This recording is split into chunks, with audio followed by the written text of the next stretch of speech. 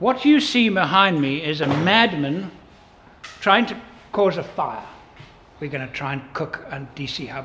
In this video, Heiner and I test to destruction our DC-Hub.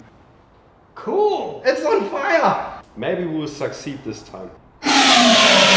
I'm St Pierre White. Join me as I share my passion for building four-wheel drive trucks and travelling to the remotest parts of the world. These videos are made possible by contributions from Patreons. Join the Patreon family now. Last time we tried, but we reached some limits where we couldn't put more current through it, but we're prepared this time. Instead of using one inverter, we're using two now. The point of this really, there's a serious side to it, apart from the fact that we want to see smoke, is that we've got over 250 EGON DC-Hubs now in circulation. We're well past our testing period, but when we tried to destroy one before, it was a bit disappointing because it was actually fine, even though we had put a massive amount of current through it. We're now actually we want to see actually how much it can really take. We know it can take enough. How much can it take?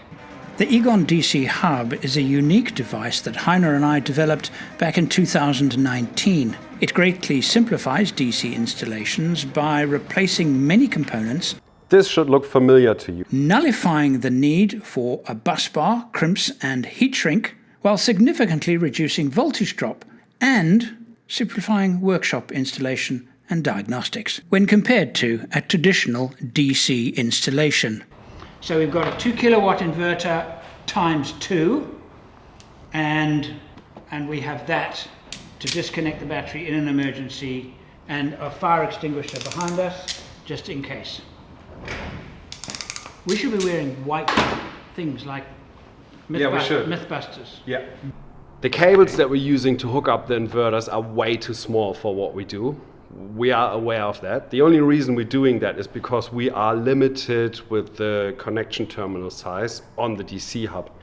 Because obviously this is not meant to have 200 amps going through it. It's only set up for 60 amps. So the biggest cable we can get in there is 6 BNS or 2 8 BNS cables. And that's what we are using. So let's see how that goes. From which side would you be filming? From that side, hey? So we've got the window. Both into there. Both into there. Both negatives into there. So, okay. So just leave it a little bit longer. It doesn't have to be particularly beautiful. Yeah. So what we're going to do, we have got two 2000 watt inverters, and to those inverters we've got two 2000 watt heat guns connected. Good thing is, on the heat guns we can turn them on and then slowly dial the heating up, and with that we can change the current that we'll be drawing through the DC-Hub.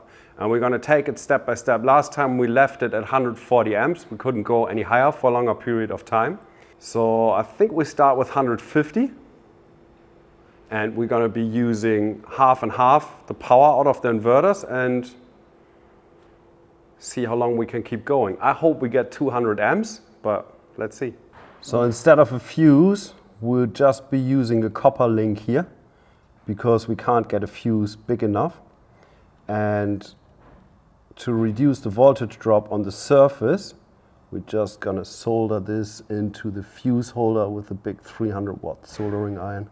So this is how our little experiment is going to work. We have got a multimeter to measure the battery voltage. Then we've got a multimeter to measure the voltage at the connectors, so we know how much voltage drop we're getting over the whole installation. We can see the voltage on the connector right here. Then we've got a clamp meter to measure the current that we're drawing through. And we've got a thermal imaging camera where we can actually monitor the temperature of the DC-Hub itself, and we've also got another little infrared thermometer. You see current? What's the amperage like? Cables are starting to warm up.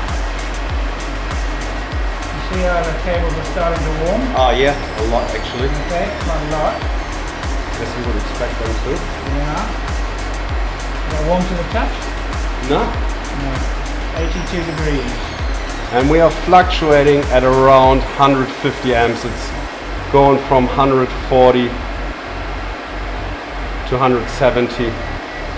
We've got 12.8 volt at the batteries, 12.3 at the connector. So it's half a So it means half a volt loss between at there and there. 150 amps. 150 amps. It's actually including the cables to the unit itself.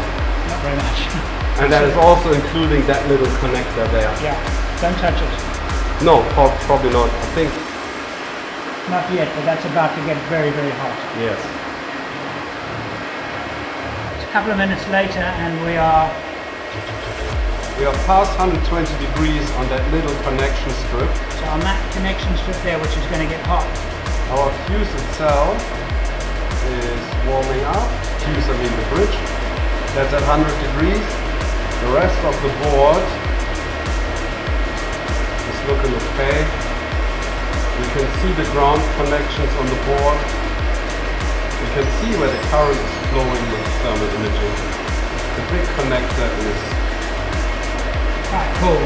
not hot at all, but it's doing what it's rated for. Let's crank them up a bit more. We're putting 200 amp through a 60 amp connector at the moment. The connector is starting to melt. Oh, it is. The solder joint is actually The solder joint is starting to coming melt. apart. Yeah. And these are quite hot. We've got about 60 degrees on the positive here. Then the board itself is 70, 80 degrees, somewhere there. Some parts getting up to 100. Yeah, I can see the solder bubbling. Yeah. The board is not bulging though. No. The board is still okay. The solder is melting. That little tiny connection there is handling 200 amp at the moment. It is still going, Andrew. Oh, that is seriously hot now. That is the board at 200 It's amps. starting to smell really bad. Yes. But it's still not Heating up breaking now. So that's the longest path. Longest from there to path there. The longest possible. possible path. And it is where the DC-DC chargers are connected. So that is where you want all that strength.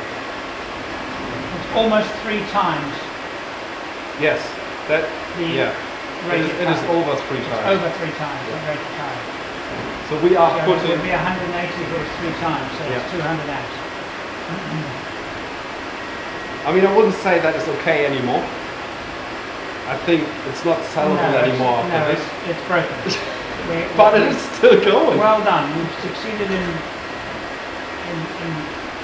I haven't broken it yet. It's still working. this cable is hot, this cable is not very hot. So that's obviously turned up. That's, yeah, that might be pushing a bit more current. That's going in overload now.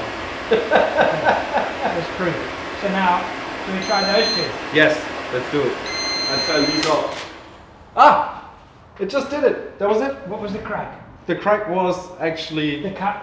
The Oh, cop. and there's fire. We managed it. We managed it. Cool. It's on fire. We. It is actually really on fire. No, it's really on fire.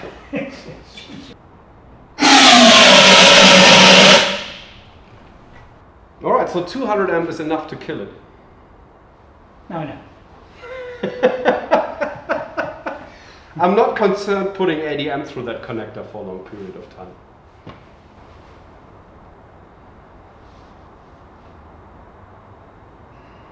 Should we test it?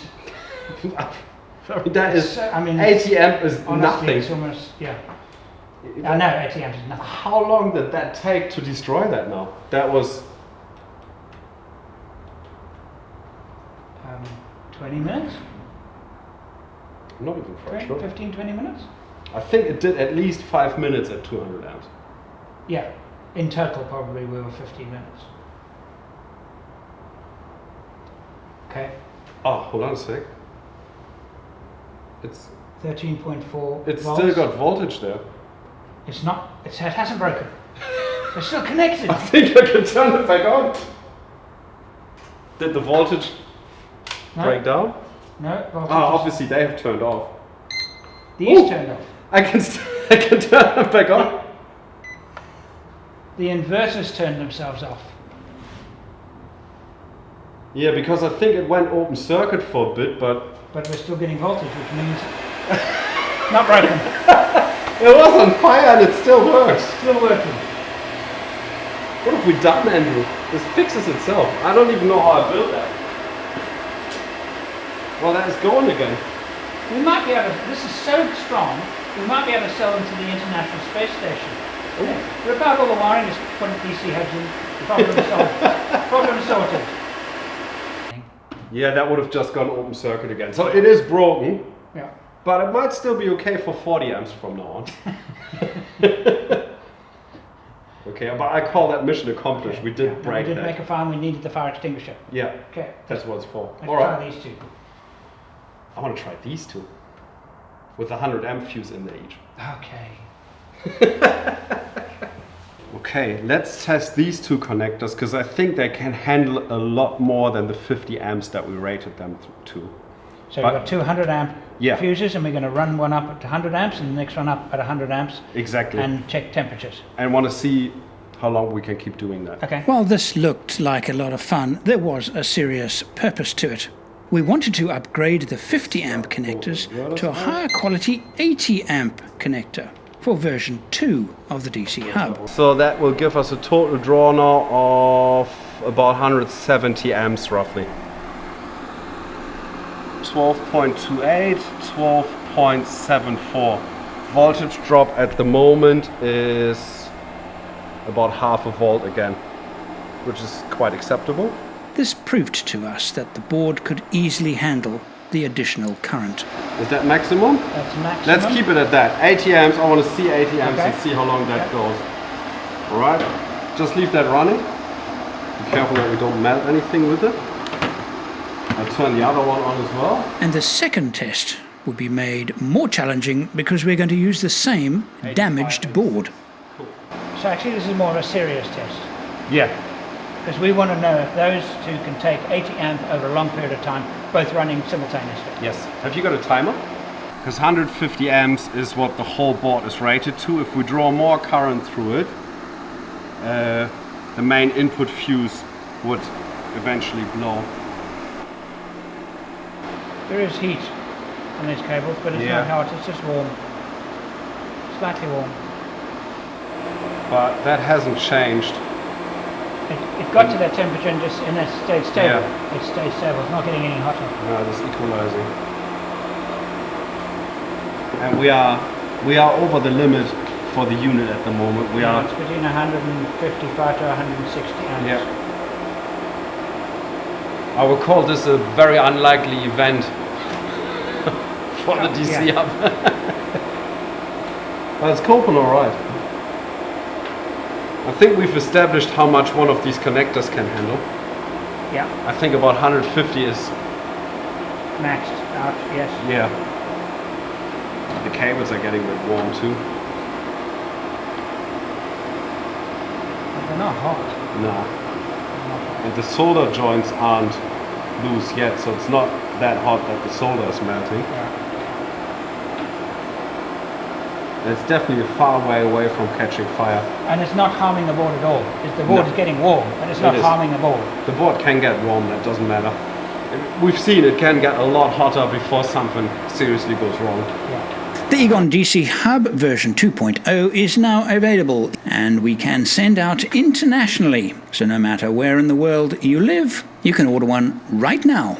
But before you do that, please look in the video description for distributors in your country.